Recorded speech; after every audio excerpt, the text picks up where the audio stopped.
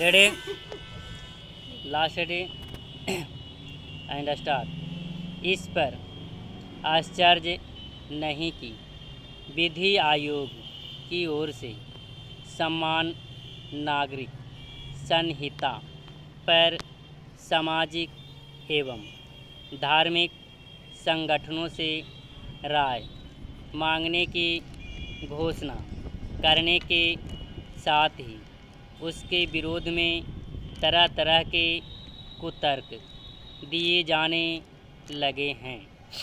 कांग्रेस महासचिव जयराम रमेश की माने तो समान नागरिक संहिता पर विधि आयोग की पहल मोदी सरकार के ध्रुवीकरण का एजेंडा है।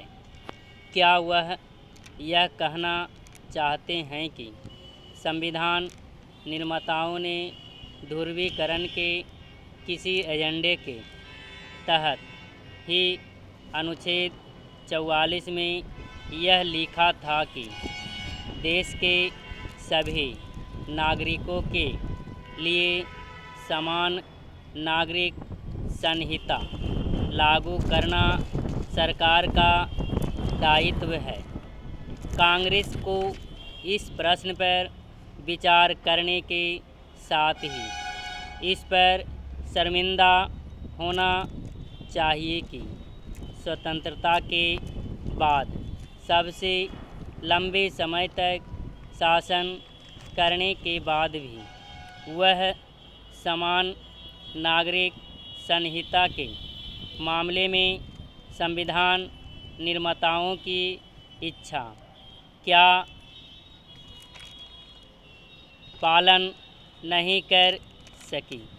यह मानने के अच्छे भले कारण हैं कि उसने ऐसा जानबूझकर किया, क्योंकि उसने तमाम विरोध के बाद भी हिंदुओं के निजी कानूनों को संहिताबद्ध कर दिया था।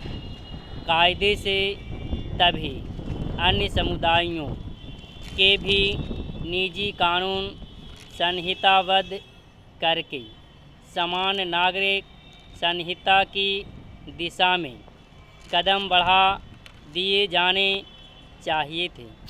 कांग्रेस ने ऐसा न करके देश के नागरिकों में भेद पैदा करने के साथ उन्हें अलग अलग खाँचों में बांटने का काम किया। ऐसा करके उसने राष्ट्रीय एकता की भावना को कमज़ोर किया और विभिन्न समुदायों के बीच यह आवश्यक संदेश जाने से रोका कि संविधान की निगाह में वे सभी बराबर हैं। यह खेद की बात है कि समान नागरिक संहिता के प्रश्न पर कांग्रेस अपने मूल्यों और सिद्धांतों के साथ अपने पूर्वजों की भी अनदेखी करती है। पता नहीं क्यों वह यह भूल जाती है कि 1928 में भारत के संविधान का जो पहला प्रारूप मोतीलाल नेहरू की अध्यक्षता वाली समिति ने तैयार किया था, उसमें समान नागरिक संहिता की पैरवी की गई थी। क्या इससे विचित्र और कुछ हो सकता है कि एक समुदाय के निजी कानूनों को तो संहिताबद्ध कर दिया जाए, लेकिन अन्य समुदायों को उनके निजी कानूनों के हिसाब से चलने दिया जाए, और वह भी तब जब ऐसे निजी कानून कई तरह की सामाजिक समस्याएं पैदा करने के साथ महिलाओं के हितों पर कुठारघात करते हों समान नागरिक संहिता को लेकर अक्सर यह भी कुतर्क दिया जाता है कि यह सामाजिक विविधता की विरोधी है।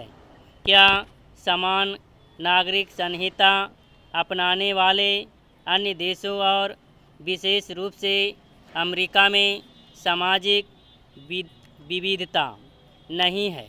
वहाँ करीब करीब दुनिया के हर देश के नागरिक रहते ही नहीं हैं, बल्कि वहाँ बसने के लिए ललायित भी रहते हैं। अपने देश में भी गोवा में समान नागरिक संहिता स्वतंत्रता के पहले से ही लागू है। विरोधी दलों के नेता समान नागरिक संहिता को लेकर कुछ भी कहे, यह वह विचार है जिसके अमल का समय आ गया है।